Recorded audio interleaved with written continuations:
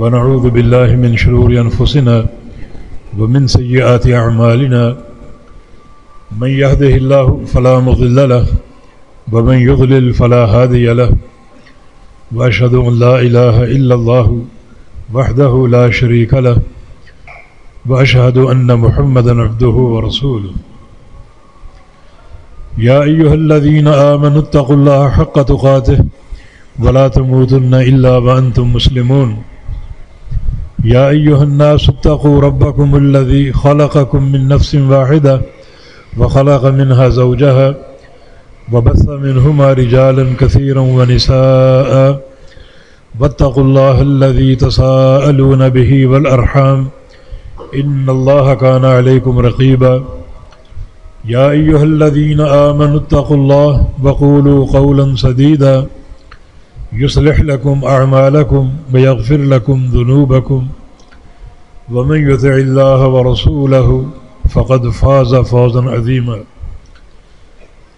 أما بعد فإن أصدق الكلام كلام الله وأحسن الهدي هدي محمد صلى الله تعالى عليه وسلم وشر الأمور محدثاتها وكل محدثة بدعة وكل بدعة ضلالة وكل ضلالة في النار من يطع الله ورسوله فقد رشد واهتدى ومن يعص الله ورسوله فقد ضل وغوى اللهم صل على محمد وعلى آل محمد كما صليت على إبراهيم وعلى آل إبراهيم إنك حميد مجيد اللهم بارك على محمد وعلى آل محمد كما باركت على إبراهيم وعلى آل إبراهيم إنك حميد مجيد سبحانك لا علم لنا إلا ما علمتنا إنك أنت العليم الحكيم رب اشرح لي صدري ويسر لي أمري واحلل عقدة من لساني يفقه قولي لقد قال الله سبحانه وتعالى بعد أعوذ بالله من الشيطان الرجيم من همزه ونفخه ونفثه بسم الله الرحمن الرحيم إذا زلزلت الأرض زلزالها وأخرجت الأرض أثقالها وقال الإنسان ما لها يومئذ تحدث أخبارها بأن ربك أوحى لها يومئذ يصدر الناس أشتاتا ليروا أعمالهم فمن يعمل مثقال ذرة خيرا يره ومن يعمل مثقال ذرة شرا يره. صحیح مسلم میں سیدنا ابو ذر غفاری رضی اللہ تعالی عنہ کی روایت سے ایک حدیث ہے جس میں رسول اکرم صلی اللہ علیہ وسلم نے ابو ذر غفاری سے فرمایا تھا لا تحقرن من المعروف شیئا، کسی نیکی کو حقیر نہ سمجھو، ولو ان تلقى اخاک بوجہ طلیق، مثال کے طور پہ آپ کا اپنے کسی بھائی یا دوست سے ملنا، وہ امیر ہو یا غریب ہو، کسی بھی برادری یا قومیت کا ہو، اس سے ملنا کشادہ پیشانی کے ساتھ، خوشی اور مسرت کے جذبات کے ساتھ. تو اس حدیث میں رسول کریم صلی اللہ علیہ وسلم نے یہ تعلیم دی ہے کہ کسی نیکی کو حقیر نہ جانا جائے. ہر نیکی عظیم الشان ہوتی ہے،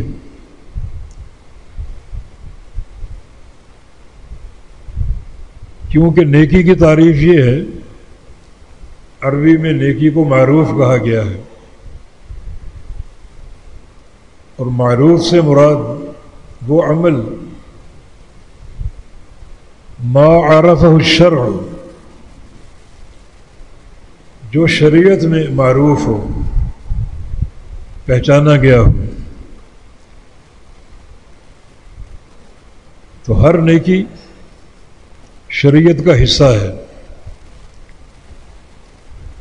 بالفاظ دیگر ہر نیکی نبی مکرم سید ولد آدم محمد مصطفیٰ صلی اللہ علیہ وسلم کی سنت ہے۔ تو آپ کی سنت کی تحقیر در حقیقت آپ کی ذات کی تحقیر ہے۔ تو ہر نیکی عظیم الشان ہے۔ ہاں البتہ نیکی کی عظمت جو ہے وہ انسان کی نیت کے ساتھ ہے۔ عبداللہ بن مبارک رحمہ اللہ بہت بڑے محدث، ان کا بڑا ایک شاندار قول ہے، رب عمل یسیر تعظمہ النیہ ورب عمل عظیم تصغرہ النیہ۔ کتنے ہی چھوٹے چھوٹے اعمال ہیں جنہیں انسان کی نیت عظمت کا پہاڑ بنا دیتی۔ ذرے جیسا عمل پہاڑ بن جاتا ہے، اور کتنے ہی بڑے بڑے اعمال ہیں جنہیں انسان کی نیت بالکل چھوٹا اور حقیر بنا دیتی ہے، اور وہ انسان کے لیے کسی کام کے نہیں رہتے۔ تو فرمایا کہ کسی عمل کو حقیر نہ جانو، ہر عمل عظیم الشان ہے، اور اگر انسان کے عمل کے ساتھ انسان کی نیت اچھی نیت کار فرما ہے تو اس عمل کی عظمت کی نہ کوئی حد ہے اور نہ کوئی حساب ہے۔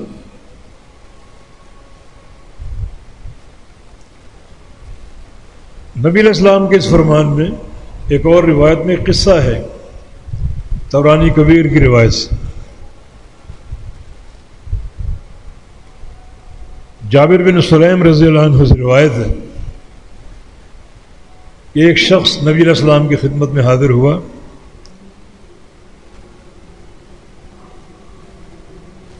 اور آ کر کہا کہ ان فی جفوۃ الاعراب، میرے دل میں وہ سختی ہے جو اعرابیوں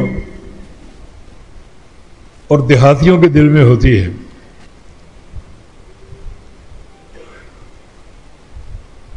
اس سختی کے ہاتھوں میں پریشان ہوں، مجھے اس کا علاج درکار ہے، مجھے دل کی نرمی، رقت قلبی مطلوب ہے۔ تو اسے رسول اللہ صلی اللہ علیہ وسلم نے یہ جواب دیا کہ لا تحتقر من المعروف شیئا، اگر دل کی سختی کا علاج چاہتے ہو تو کسی نیکی کو حقیر نہ جانو۔ ہر نیکی عظیم الشان ہے، کیونکہ نیک عمل کی تعریف ہی یہ ہے جو شریعت میں جانا پہچانا گیا ہو، جو شریعت کو معلوم ہو۔ تو شریعت تو اللہ تعالیٰ کی بنائی ہوئی ہے، شریعت تو اس کے رسول کی سنت ہے، تو اللہ تعالیٰ کا مقرر کردہ عمل حقیر نہیں ہو سکتا، اور اس کے حبیب کی سنت چھوٹی نہیں ہو سکتی۔ ایک انسان اگر ہر نیکی کے لیے اپنے اندر یہ سوچ پیدا کر لے کہ یہ عمل نیکی ہے، اللہ تعالیٰ کی شریعت ہے، اس کے حبیب کی سنت ہے، اور پھر اس نیکی کی عظمت اس کے دل میں راسخ ہو جائے، اور پھر وہ نیکی کر گزرے اللہ کی رضا کے لیے اور اخلاص نیت کے ساتھ، تو یہ تینوں چیزیں مل کر ذرے کے برابر نیکی کو پہاڑوں سے بھی زیادہ عظمت دے سکتی ہیں۔ اس حدیث کے تناظر میں ایک اور حدیث قابل غور ہے صحیح بخاری کی، جو عبداللہ بن عمرو بن عاص کی روایت سے ہے۔ یہ عبداللہ بن عمر کے بیٹے تھے، عمرو بن عاص کے۔ صحابہ میں 4 عبداللہ معروف ہیں، عبداللہ بن مسعود، عبداللہ بن عمر، عبداللہ بن عباس، اور یہ عبداللہ بن عمر۔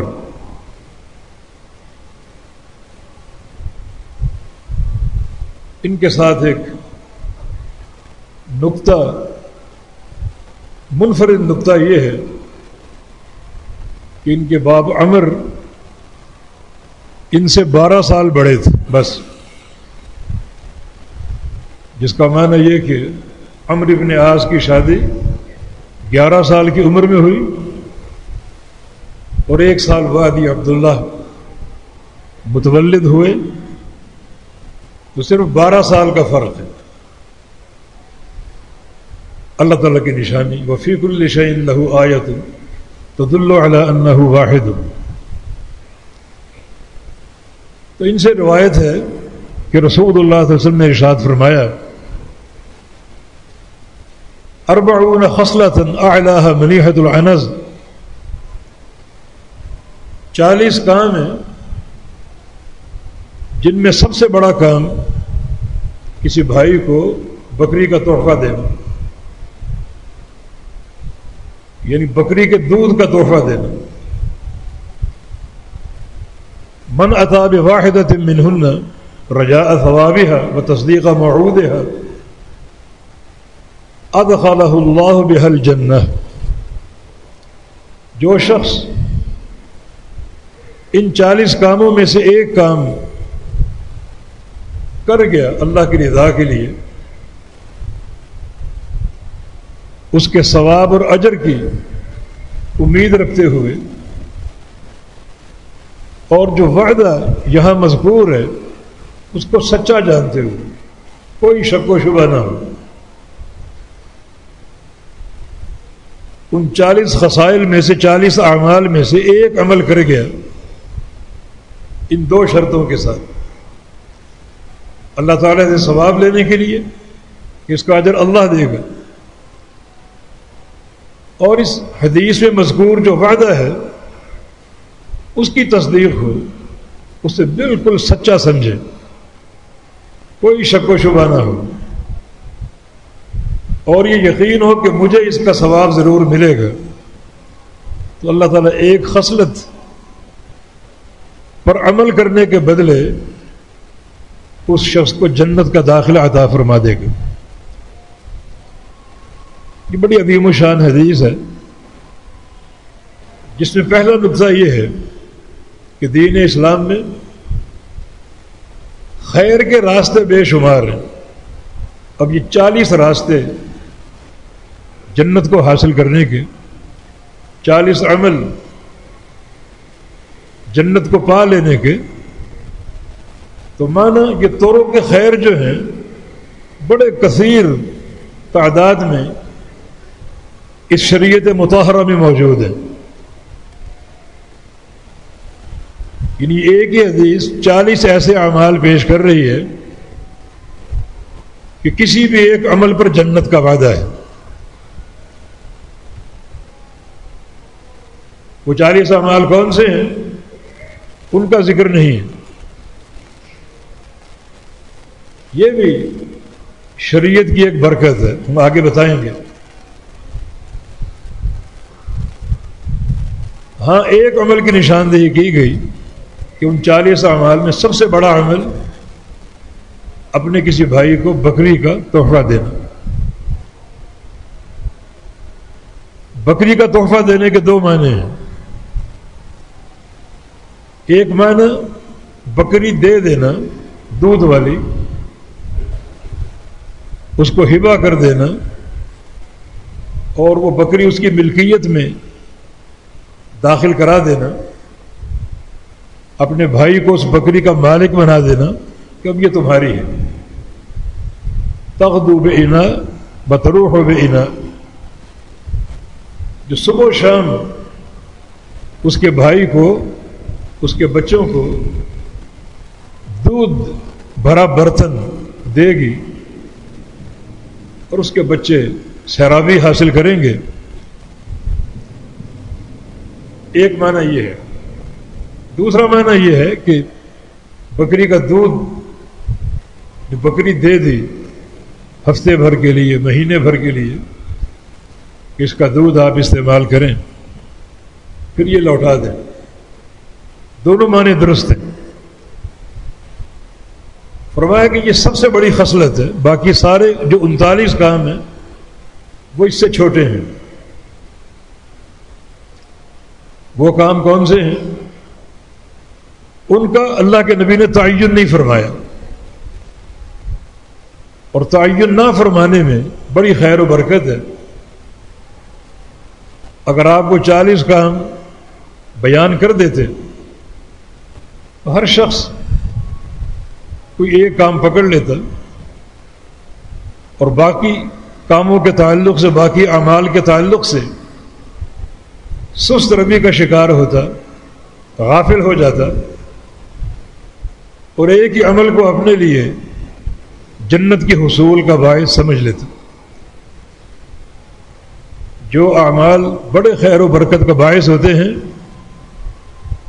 شریعت ان کا تعین نہیں کرتی، جس کی 2 مثالیں اور ہیں. ایک رمضان میں شب قدر، فرمایا کہ التمسوها فی الوتر من العشر الاواخر. شب قدر کا تعین نہیں ہے، آخری عشرے میں اس کو تلاش کرو، 5 طاق راتوں میں، تاکہ شب قدر کو پا لینے کے شوق میں انسان ان 5 راتوں میں جاگیں. اگر تعین ہو جاتا تو لوگ باقی راتوں کے تعلق سے غافل ہو جاتے اور ایک ہی رات کو جو شب قدر ہے اسے اختیار کر کے بیٹھ جاتے. تو 5 راتوں کا احیاء ہو، 5 راتوں میں جو شب بیداری ہے وہ ہو، تاکہ انسان کے لیے اجر اور خیر کثیر کمانے کے زیادہ سے زیادہ موقع بن جائیں. یہ بھی شریعت کی ایک برکت اور سماحت کہ شب قدر کا تعین نہیں کیا، تاکہ ایسا نہ ہو کہ لوگ اسی رات کو اختیار کر لیں اور باقی راتوں سے غافل ہو جائیں. اسی کی خیر و برکت ہے کہ مساجد میں کثرت سے لوگ اعتکاف کرتے ہیں، 10 کی 10 راتیں. اور اعتکاف کا جو اصل مقصد ہے وہ شب قدر کو حاصل کرنا، کہ انسان دنیا سے کٹ جائے اور مسجد کے کونے کو اختیار کر لے. اس عظیم رات کو پانے کے لیے لیلۃ القدر خیر من 1000 شہر، یہ ایک رات 1000 مہینے کی عبادت سے افضل ہے. برابر نہیں بلکہ افضل ہے. کتنی افضل ہے اس کا بھی تعین نہیں ہے. جتنا آپ میں اخلاص ہو، جتنی جستجو ہو، جس قدر شوق ہو، اسی قدر یہ فضیلت بڑھتی جائے گی. یہ اس کی ایک مثال ہے کہ شریعت مطہرہ نے اس بابرکت رات کا تعین نہیں کیا تاکہ لوگ 10 کی 10 راتیں یا کم از کم 5 راتیں پوری طرح شب بیداری اختیار کریں اور اللہ تعالیٰ کے ہاں اجر کثیر کے مستحق بنیں۔ دوسری مثال جمعے کے دن کی ہے، ان فی الجمعۃ لساعۃ لا یوافقها عبد مسلم یدعو اللہ۔ جمعے میں ایک گھڑی ہے چھوٹی سی، نبی علیہ السلام انگلیوں کے اشارے سے ظاہر کرتے وہ گھڑی بہت چھوٹی مختصر ہے۔ جس مسلمان بندے کو وہ گھڑی مل جائے دعا کے ساتھ، تو جو بھی دعا وہ کر رہا ہوگا اللہ قبول کر لے گا، وہ دنیا کی خیر ہو آخرت کی خیر ہو، جو دعا وہ کرے گا اللہ تعالیٰ قبول کر لے گا۔ اس گھڑی کا بھی تعین نہیں ہے، ورنہ لوگ اپنی دعا کی قبولیت کے لیے اگر تعین ہوتا اس گھڑی کو اختیار کر لیتے اور باقی اوقات سے غافل ہو جاتے۔ وہ گھڑی کون سی ہے؟ اس میں علماء کا بے تحاشا اختلاف ہے، 40 کے قریب اقوال ہیں، مگر سب سے معتبر قول جو ہے وہ یہ ہے کہ جمعے کے دن عصر کی نماز سے لے کر مغرب تک اس دورانیے میں وہ گھڑی موجود ہے۔ جو بندہ اس دورانیے میں اللہ تعالیٰ کی عبادت کر رہا ہو، مانا دعائیں کر رہا ہو، اور دعا کرتے کرتے وہ گھڑی پالے قبولیت کی، اللہ تعالیٰ وہ دعا قبول کر لے گا یقیناً، وہ رد نہیں ہوگا۔ تو اس گھڑی کا بھی تعین نہیں ہے تاکہ لوگوں کو زیادہ سے زیادہ دعا کرنے کا موقع دیا جائے اور وہ زیادہ دعا کر کے رب تعالیٰ کا قرب حاصل کر لیں۔ اسی طرح یہ 40 خصلتیں چھوٹی چھوٹی، سب سے بڑی خصلت یہ ہے کہ 2-4 دن کے لیے، 1 مہینے کے لیے اپنے کسی غریب بھائی کو اپنی بکری دے دو کہ تم اس کا دودھ استعمال کرو۔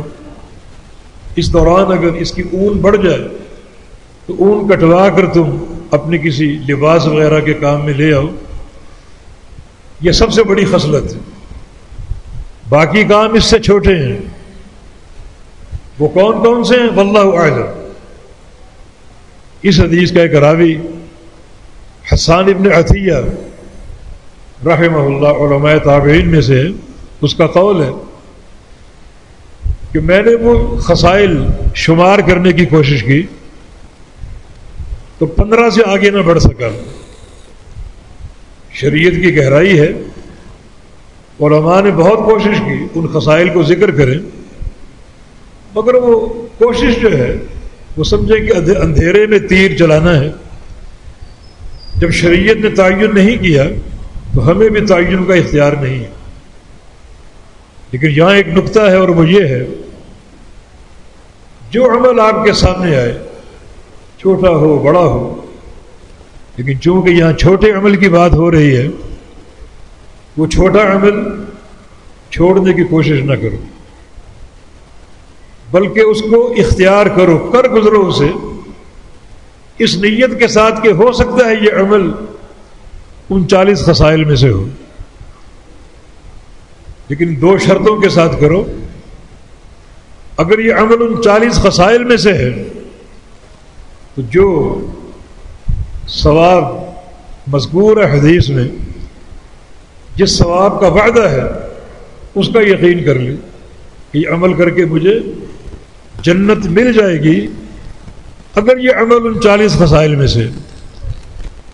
اور جو وعدہ یہاں مذکور ہے اس کو بالکل حق اور سچ مانے، سچا جانے، اس کی تصدیق کرے اس کی، واللہ رب العزت اس ایک عمل پر اسے جنت کا داخلہ عطا فرما دے گا۔ تو خاص طور پہ جو چھوٹے اعمال ہیں جنہیں چھوٹا جان کر چھوڑ دیا جاتا ہے، ہرگز نہ چھوڑیں، ضرور اختیار کریں۔ بعض اوقات ہم تو نیکی کا موقع ہوتا ہے لیکن یہ سوچتے ہیں کہ یہ نیکی میرے مستوا سے چھوٹی ہے، میرے لیول سے ہلکی ہے۔ کوئی نیکی ہلکی نہیں ہے۔ جیسے انسان گزر رہا ہو بچہ بیٹھا ہوا ہے تو میں اس کو سلام کیوں کروں؟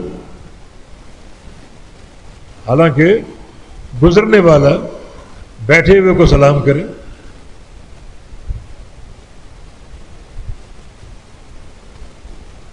علماء سلف میں سے ایک شخص نے جو سواری پر سوار تھا ایک بیٹھے ہوئے شخص کو سلام کیا اور پھر اس کا نتیجہ بیان کیا کہ اس عمل سے میں نے 4 سنتوں کو اپنایا ہے۔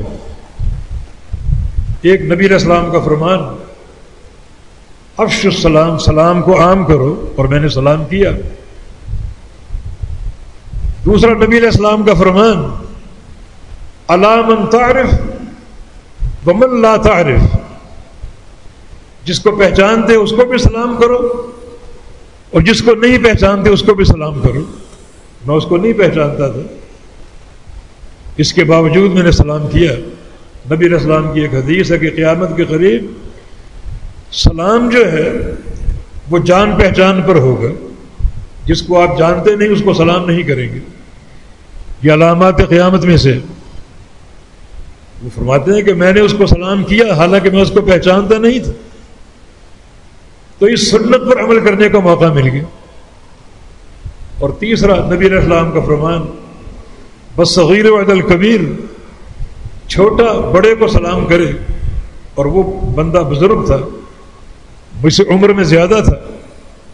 اور چوتھا نبی علیہ السلام کا فرمان والراکب وعد القاعد یعد الماشی، کہ جو بندہ سواری پر سوار ہو وہ پیدل چلنے والے کو سلام کرے، اور وہ پیدل چل رہا تھا جبکہ میں سواری پر سوار تھا۔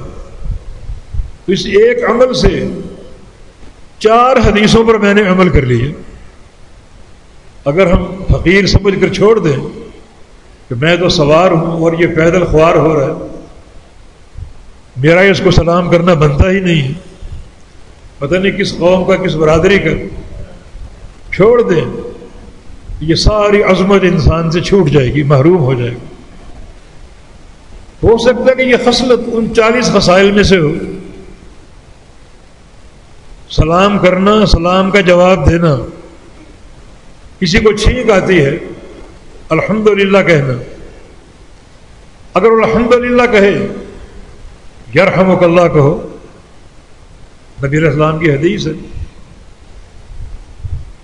کہ چھینک مارنے والے کو اگر الحمدللہ کہہ دے یرحمک اللہ کہو۔ ہو سکتا ہے یہ عمل بھی ان 40 خصائل میں سے ہو۔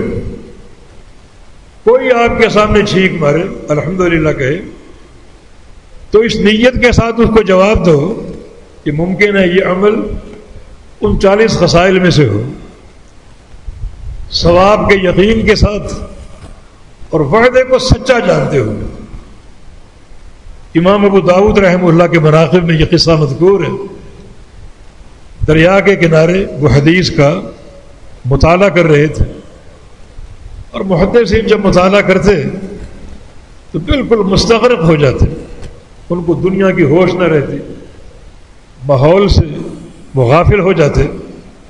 جیسے امام مسلم رحمہ اللہ، ان کی موت کا سبب بھی یہی تھا، بھوک لگی ہوئی تھی اور گھر میں کھانے کو کچھ نہیں تھا، اہلیہ سے کھانا طلب کیا مگر جواب نفی میں ملا، حدیث پڑھنے لگے تو پڑوس میں سے کسی نے کھجوروں کا تحفہ بھیجا، کھجوریں بھی ٹوکرا بھرا ہوا، تو ان کی بیوی نے وہ کھجوریں پیش کر دی۔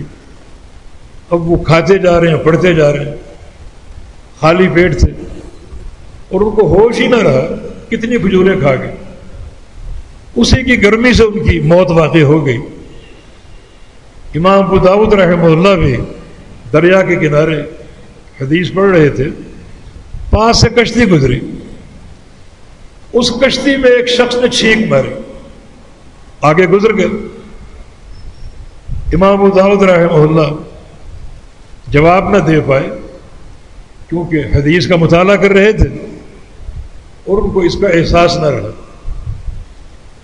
بعد میں احساس ہوا، وہ کشتی کافی آگے جا چکی تھی، بڑا پریشان ہوئے، یہ حدیث پڑھنے کا فائدہ جب عمل ہی نہیں کرنا تو ساتھ ہی کشتی ایک کرائے کی کھڑی تھی، اس سے انہوں نے بات کی کہ سامنے جو کشتی جا رہی ہے مجھے اس تک پہنچاؤ۔ کتنا کرایہ ہے؟ 3 درہم طے ہوئے۔ ٹھیک ہے جی لے لو، اور کشتی پہ بیٹھ کے روانہ ہو گئے، تیزی سے اس کشتی تک پہنچے اور کہا کہ یرحمک اللہ، یہ کہہ کر لوٹ آئے۔ جب واپس آ رہے تھے راستے میں اونگ آ گئی اور خواب میں ان سے کوئی کہہ رہا ہے یا ابا داؤد لقد اشتریت الجنت بثلاثۃ دراہم، ابو داؤد تم نے 3 درہم خرچ کر کے اللہ تعالیٰ سے جنت کا سودا کر لی، جنت خرید لی تم نے اللہ تعالیٰ سے۔ دیکھیں کتنا چھوٹا سا عمل، کوئی چھینک مارے آپ اس کو جواب دیں اور چھینک مارنے والا اس کو جواب دے۔ یہدیکم اللہ یصلح بالکم، بڑے یہ بابرکت جملے، یرحمک اللہ کا من اللہ آپ پر رحم کرے، اور چھینک مارنے والے کا کہنا یہدیکم اللہ یصلح بالکم، کہ اللہ تعالیٰ آپ کو ہدایت پر قائم رکھے اور آپ کے سارے احوال درست کر دے۔ دعا بھی ہے، جنت کا وعدہ بھی ہے، تو ہو سکتا ہے یہ عمل ان 40 خصائل میں سے ہو۔ مسجد میں داخل ہو، دایاں پاؤں اندر داخل کریں اور دعا پڑھیں نبی علیہ السلام پر درود پڑھ کر، اللہم افتح لی ابواب رحمتک، یا اللہ میرے لیے رحمت کے دروازے کھول دے۔ اور بالکل دل میں یہ نیت کر سکتے ہیں کہ ہو سکتا ہے یہ عمل بھی ان 40 خصائل میں سے ہو۔ مسجد سے نکلیں تو بایاں پاؤں اپنا باہر نکالیں اور دعا پڑھے اللہم انی اسألک من فضلک، یا اللہ میں تجھ سے تیرے فضل کا سوال کرتا ہوں۔ یہ سوچ کر کے ہو سکتا ہے یہ عمل بھی ان 40 خصائل میں سے ہو۔ بیت الخلاء میں جائیں، بایاں پاؤں داخل کرتے ہوئے اللہم انی اعوذ بک من الخبث والخبائث، یہ سوچ کر کے ہو سکتا ہے یہ عمل بھی ان 40 خصائل میں سے ہو۔ باہر نکلیں تو دایاں پاؤں باہر پہلے نکالیں، یہ دعا پڑھیں غفرانک، یا اللہ تجھ سے گناہوں کی بخشش چاہتا ہوں۔ یہ سوچ کر کے ہو سکتا ہے یہ عمل بھی ان 40 خصائل میں سے ہو۔ ان شریعت کا تعین نہ کرنا بڑا باعث برکت ہے۔ ہر چھوٹا چھوٹا عمل اس حدیث کے تناظر میں استعمال ہو سکتا ہے، بس نیت وہی ہو جو اللہ کے پیغمبر نے فرما دی، رجاء ثوابہا، کہ اس کے ثواب کا یقین اور امید ہو۔ کس سے؟ اللہ تعالیٰ سے۔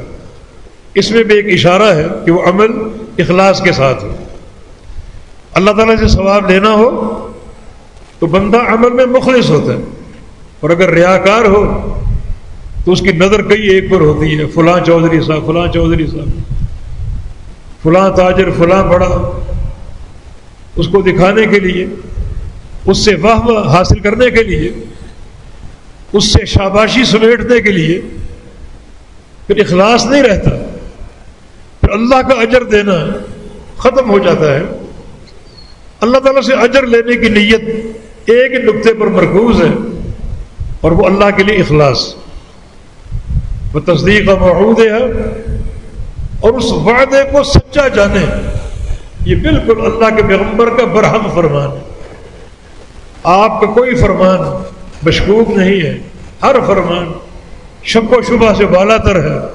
وَيُسَلِّمُ تسلیما، ہر فرمان کو حقیقت میں تسلیم کرنا یہ انسان کے ایمان کی شان ہے۔ تو ان دونوں احادیث کو جمع کریں تو بڑے عمدہ نتائج ہمارے سامنے آتے ہیں۔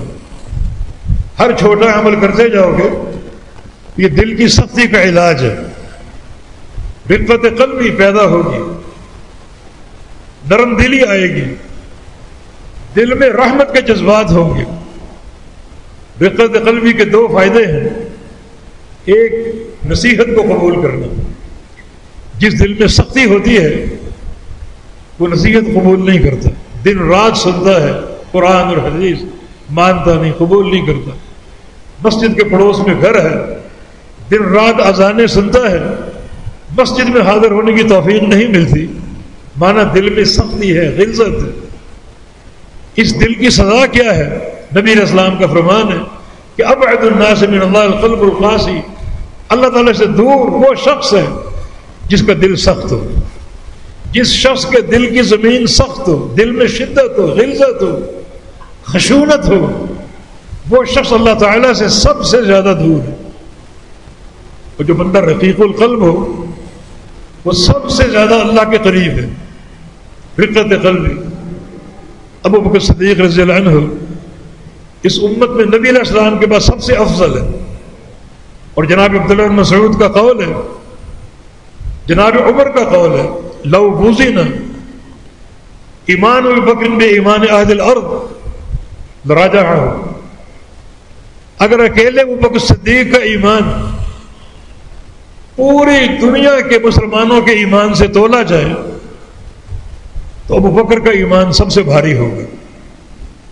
اور آگے امیر عمر ایک جملہ کہا کرتے تھے، لو کنت شعرۃ من صدر ابی بکر، کاش اے عمر تم عمر نہ ہوتے بلکہ ابو بکر صدیق کے سینے کا ایک بال ہوتے، تاکہ جو ایمان کی قوت، صلابت، یقین، عافیت، فراست ابو بکر کو دی گئی ہے اس میں تمہارا بھی حصہ ہوتا۔ تو رقت قلبی یقیناً بہت بڑی نعمت ہے، جس کا ایک فائدہ کیا ہے؟ اللہ تعالیٰ کا قرب حاصل ہوگا۔ تو چھوٹے چھوٹے اعمال کو اختیار کرو، حقیر نہ جانو، اس کا ایک فائدہ رقت قلبی ہے۔ اور دوسرا فائدہ، جب دل میں نرمی آئے گی، رحمت کے جذبات آئیں گے، تو پھر یہ نرمی آپ عمومی طور پہ اختیار کر لیں گے۔ اللہ کے بندوں کے ساتھ آپ کا رویہ نرم ہوگا، ہر ایک سے، پڑوسی ہوں، احباب ہوں، دوست ہوں، ہر ایک سے نرم خوئی ہوگی، نرم مزاجی ہوگی، نرم طبیعت ہوگی۔ اور یہ بہت بڑا فائدہ ہے۔ نبی علیہ السلام کی حدیث ہے، ارحموا من فی الارض یرحمکم من فی السماء، رحم کرو زمین والوں پر، تم پر رحم کرے گا آسمان والا۔ تو کسی چھوٹے عمل کو حقیر نہ جانو، جس طرح کسی چھوٹے گناہ کو چھوٹا سمجھنا بہت بھیانک قسم کا خطرناک ہو سکتا ہے۔ لا تحقرن صغیرۃ وکبیرۃ ان الجبال من الحصى، کسی چھوٹے عمل کو خاص طور پہ حقیر نہ سمجھو۔ تمہیں معلوم ہونا چاہیے کہ پہاڑ چھوٹے چھوٹے ذرات سے بنتا ہے، ایک ذرہ پھر دوسرا پھر تیسرا، ذرے جمع ہوتے جاتے ہیں اور پہاڑ بن جاتا ہے۔ اسی طرح چھوٹے چھوٹے گناہ کرو گے تو پہاڑ کی شکل اختیار کر سکتے ہیں جو آپ کے لیے مہلک ہو سکتے ہیں۔ چھوٹی چھوٹی نیکیاں، ان کی عظمت، ایک حدیث اس میں شاہد عدل ہے، سنن ابن ماجہ کی حدیث ہے، ام المومنین سیدہ عائشہ صدیقہ کی روایت سے رضی اللہ عنہ فرماتی ہے کہ ایک عورت میرے پاس آئی، اس کے ساتھ 2 بچے تھے چھوٹے چھوٹے معصوم۔ اس عورت نے کہا کہ میری اماں ہمیں کچھ کھانے کو دیجیے، نہ میں نے 3 دن سے کچھ کھایا اور نہ ان بچوں نے، فاقہ ہے بہت ہی بڑا، بہت ہی برا، اور ہم کچھ نہ کھا پی سکے، ہمیں کچھ کھلائیے اور پلائیے۔ ام المومنین نے اپنے گھر کے کونے کونے کو چھان مارا، کچھ نہ ملا سوائے 3 کھجوروں کے۔ وہ لا کر اس عورت کو پیش کی، عورت نے ایک کھجور ایک بچے کو دی، دوسری دوسرے بچے کو دی، بچے جھٹ پٹ کھا گئے۔ اب عورت خود کھانے لگی تو اپنے بچوں کی نگاہوں کو دیکھا، بڑی حریص نگاہوں کو، اس کھجور کو دیکھ رہے تھے ہمیں یہ مل جائے، تو اس خاتون نے وہ بھی 2 ٹکڑے کر کے دونوں بچوں کو کھلا دی اور خود بھوکی رہی۔ ام المومنین اس واقعے سے بڑی متاثر ہوئی، وہ خاتون تو چلی گئی، اللہ کے نبی تشریف لائے تو انہوں نے پورا واقعہ ان کو بتا دیا۔ اب یہاں نبی علیہ السلام کی طرف سے 2 جملے وارد ہیں اس خاتون کے اس عمل پر۔ فرمایا کہ ما عجبک، عائشہ تم کیا تعجب کر رہی ہو، تمرۃ ادخلتها الجنہ، یہ ایک کھجور اس خاتون کے لیے جنت کے داخلے کا باعث بن گئی۔ لگتا ہے کہ یہ چھوٹا سا عمل تو ہے، مگر یہ بھی ان 40 خصائل میں سے ہو سکتا ہے۔ کوئی سائل آ جائے، کوئی بھوکا آ جائے، کوئی ضرورت مند آ جائے، اسے ایک کھجور ہی پیش کر دو اس نیت کے ساتھ کہ ممکن ہے یہ عمل ان 40 خصائل میں شامل ہو اور میرے لیے جنت کے داخلے کا باعث بن جائے۔ اس کی تائید ایک حدیث سے بھی ہے۔ نبی علیہ السلام کا ارشاد گرامی صحیح بخاری کی حدیث ہے، فرمایا جب قیامت قائم ہوگی تو ما منکم من احد الا وسیکلمہ ربہ ولیس بینہ وبینہ ترجمان، تم سب سے تمہارے رب نے باتیں کرنی، اور باتیں اس طرح کرنی کہ اللہ تعالیٰ اور بندے کے درمیان کوئی ترجمان نہ ہوگا۔ ينظر الى ایمن منہ فلا یری الا ما قدم، اب وہ انسان دائیں بائیں جھانکے گا، دائیں طرف دیکھے گا تو اس کے اعمال ہوں گے نیکیوں کی صورت میں، اور بائیں طرف دیکھے گا تو اس کے اعمال ہوں گے گناہوں کی صورت میں، اور سامنے دیکھے گا تو لا یری الا النار، سامنے جہنم ہوگی دہکتی ہوئی آگوں کے ساتھ، چنگاریاں باہر پھینکتی ہوئی، شعلے جو ہے وہ برساتی ہوئی، سامنے جہنم کی آگ ہوگی۔ تو اس موقع پر نبی علیہ السلام نے فرمایا اتقوا النار ولو بشق تمرہ فإن لم يجد فبکلمۃ حسنہ، اس آگ سے بچ جاؤ، آدھی کھجور خرچ کر کے، آدھی کھجور بھی نہ ملے تو اپنے کسی بھائی کو کلمہ خیر کہہ دو، اچھائی کی بات کہہ دو، کوئی نصیحت کر دو، کوئی اچھی بات اس کو سنا دو، تو وہ کلمہ خیر بھی تمہارے لیے جہنم سے بچاؤ کا ذریعہ بن سکتی۔ تو اس خاتون کا یہ واقعہ، اس نے وہ ایک کھجور جو خود کھانا چاہتی تھی، خود بھوکی تھی، مگر بچوں کو ترجیح دی، بچے اللہ کی مخلوق ہیں، اللہ کی مخلوق پر ترس آ گیا، پیار آ گیا، خود نہ کھائی اور بچوں کو دے دی، اللہ نے اس عمل کو قبول کر لیا اور اس عورت کے لیے جنت کا فیصلہ فرما دیا۔ ایک اور حدیث میں نبی صلی اللہ علیہ وسلم کا یہ جواب بھی مذکور ہے، جب ام المؤمنین نے یہ واقعہ بتایا تو رسول اللہ صلی اللہ علیہ وسلم نے ارشاد فرمایا یہ عورتیں بڑی عجیب ہیں، حاملات والدات مرضعات رحیمات باولادہن لولا ما تأتین الی ازواجہن لتدخل مصلیاتہن الجنہ، یہ عورتیں حمل کی تکلیف سے گزرنے والی، 9 مہینے حمل کی تکلیف اٹھانے والی، والدات ڈلیوری کی تکلیف برداشت کرنے والی، وضع حمل کی، مرضعات اور 2 سال بچوں کو دودھ پلانے کی تکلیف سے گزرنے والی، یہ سارے مراحل بڑے تکلیف دہ ہیں، حمل کی تکلیف بھی، وضع حمل کی تکلیف بھی، اور رضاعت کی مدت بھی تکلیف دہ جو ہے وہ سارے مسائل سارے امور ہیں، یہ عورتیں بڑے صبر کے ساتھ ان مسائل کو برداشت کرتی ہیں۔ رحیمات باولادہن، اپنے بچوں کے ساتھ شفقت سے پیش آنے والی اور بڑے رحم کے جذبے سے پیش آنے والی، بچوں کو اپنے اوپر ترجیح دینے والی، لولا ما تأتین الی ازواجہن لتدخل مصلیاتہن الجنہ، بس یہ عورتیں اگر 2 کام کر لیں، نمبر 1 اپنے شوہروں کے ساتھ بدسلوکی نہ کریں، اور نمبر 2 نماز کی پابندی کریں، تو پھر یہ عورتیں جنت کی سوا کہیں نہیں جائیں گی، جن کے اندر یہ شفقت بھرا مادہ ہے، جو ان تکلیفوں سے گزرتی ہیں صبر کے ساتھ، اور بچوں کی کفالت اور تربیت کرتی ہیں بڑے صبر کے ساتھ اور ایثار کے ساتھ، اپنے بچوں کو بہت سے امور میں اور بہت سے مسائل میں اپنے اوپر ترجیح دیتی ہیں۔ بس یہ عورتیں 2 چیزوں کی پابندی کر لیں، اپنے شوہروں کے ساتھ بدسلوکی سے پیش نہ آئیں اور نمازوں کی پابندی کریں پوری امانت داری کے ساتھ، تو ان عورتوں کو جنت کی سوا کوئی ٹھکانہ نہیں ہے۔ دیکھیں یہ مسائل بظاہر چھوٹے چھوٹے ہیں، لیکن نتیجہ اور ثمرہ جنت کی صورت میں حاصل ہو رہا ہے۔ تو اللہ کے پیارے پیغمبر کی یہ حدیث جو ہے بہت ہی زیادہ قابل غور ہے۔ اگر آپ حدیثوں کو پڑھیں گے تو بہت سے مواقع اور بہت سے مسائل آپ کے سامنے آئیں گے۔ فاحشہ عورت کا پیاسے کتے کو پانی پلا دینا اور وہ جنت کی مستحق بن گئی، اس شخص کا جو ایک راستے سے گزر رہا تھا، صحیح مسلم کی حدیث کے مطابق راستے میں اس نے کانٹے دار جھاڑی دیکھی، اسے ہٹا دیا، فقدر اللہ نے اس کی نیکی قدر کی، فغفر له، اس کو بخش دیا اور اس کے لیے جنت کا فیصلہ فرما دیا۔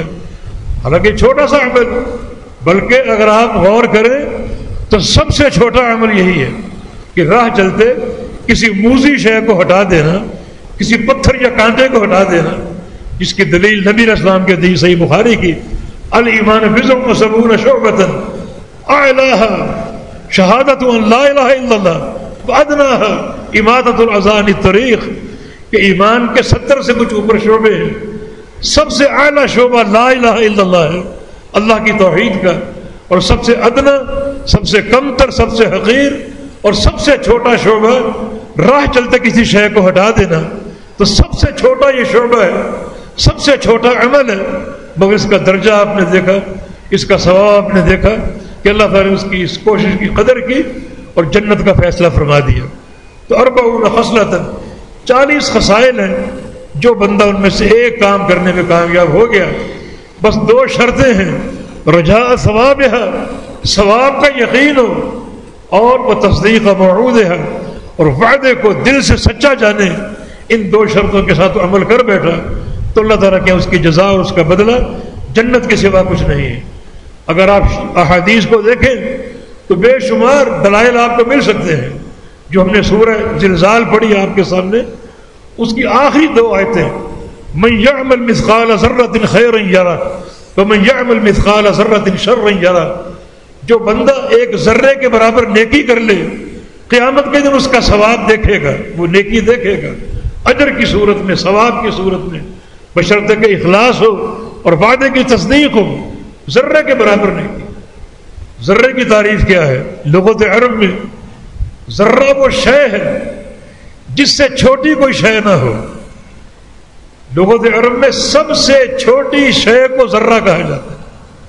تو ذرے کے برابر نیکی کر لی، قیامت کے دن دیکھے گا، اللہ ضائع نہیں کرے گا۔ اللہ تعالیٰ بندوں کے اعمال کو شمار کر رہا ہے، وہ عمل ذرے کے برابر ہو یا پہاڑ کے برابر ہو، ہر عمل گنا جا رہا ہے، ہر عمل کی حفاظت ہو رہی ہے، بشرطے کہ اخلاص پر قائم ہو۔ اخلاص اگر نہ ہو تو پہاڑ جیسے اعمال بھی ذرے بن کر بکھر جائیں گے۔ ان اناس من امتی یاتون یوم القیامہ باعمال کامثال جبال تہامہ، میری امت کے کچھ لوگ آئیں گے قیامت کے دن تہامہ پہاڑوں کے برابر نیکیاں لے کر، لیکن یجعلہ اللہ ہباء منثورا، اللہ ان سارے اعمال کو، پہاڑ جیسے اعمال کو ذرے بنا کر بکھیر دے گا اور ضائع کر دے گا۔ لیکن اگر ذرے کے برابر نیکی ہو، اخلاص پر قائم ہو، وعدے کی سچائی کے ساتھ اور اجر اور ثواب کی امید کے ساتھ، تو وہ ذرے کے برابر نیکی محفوظ ہوگی، اس کا اجر بھی بڑھ چڑھ کر پیش ہوگا اور بندہ اس کو دیکھے گا۔ وَمَن يَعْمَلْ مِثْقَالَ ذَرَّةٍ شَرًّا يَرَهُ، اور جو بندہ ایک ذرے کے برابر گناہ کر لے، شر کر لے، وہ بھی قیامت کے دن دیکھے گا۔ اللہ نیکیوں کو بھی گر رہا ہے اور گناہوں کو بھی شمار کر رہا ہے، نہ وہ کسی نیکی کو بھولنے والا ہے اور نہ کسی گناہ کو بھولنے والا ہے۔ کل جب قیامت قائم ہوگی تو ذرے کے برابر نیکی کو بھی دیکھے گا اور ذرے کے برابر گناہ کو بھی دیکھے گا۔ تو اس طرح کے بے شمار قرائن اور دلائل آپ کو مل سکتے ہیں۔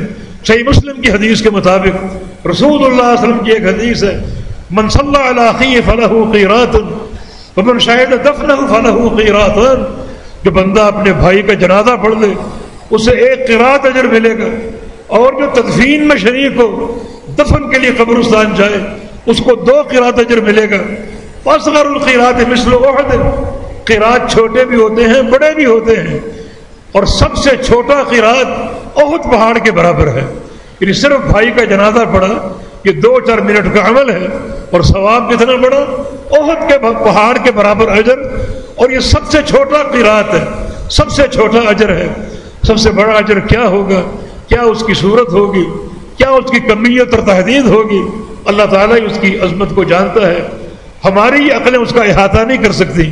تو شریعت مطہرہ ایک بحر بے کراں ہے، اجر و ثواب کے بے شمار مواقع ہیں، طرق خیر کی کثرت ہے، اس کے ساتھ جڑ جاؤ، تعلق جوڑ لو، اور ان احادیث پر اور نصوص پر عمل کرنے کی کوشش کرو، ان شرائط کے ساتھ جن کا حدیث میں ذکر ہے۔ اللہ رب العزت ہمیں توفیق بھی دے، ہماری محنتوں کو قبول بھی فرما لے، اور اللہ تعالی ہمیں جنتی لوگوں کی فہرست میں شامل فرما لے۔ یا اللہ چھوٹے چھوٹے عمل خاص طور پہ جو ہمارے سامنے آتے ہیں، ہمارے دلوں میں ان کی تحقیر نہ ہو بلکہ ان کی تعظیم ہو۔ یہ تعظیم اللہ تعالیٰ کی تعظیم ہے، یہ تعظیم اللہ کے رسول کی تعظیم ہے۔ آپ اس کو پھیلاتے جائیں، اجر کے مواقع بڑھتے جائیں گے۔ پھر اس عمل کو کریں اخلاص نیت کے ساتھ، ثواب کی امید سے اور وعدہ کی سچائی سے، تو اللہ تعالیٰ کی خوشی اور اس کی محبت کی کوئی انتہا نہ ہوگی آپ کے ذہنوں کے اعتبار سے۔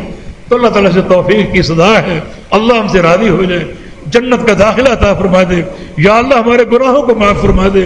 یا اللہ یہاں بیٹھے ہر شخص کو اپنی رحمت سے ڈھانپ لے، اور جب یہاں سے باہر نکلیں تو ہر شخص بخشا ہوا ہو اور تیری طرف سے معاف کر دیا گیا ہو۔ اقول قولی ھذا واستغفر اللہ لی ولکم وآخر دعوانا ان الحمد للہ رب العالمین۔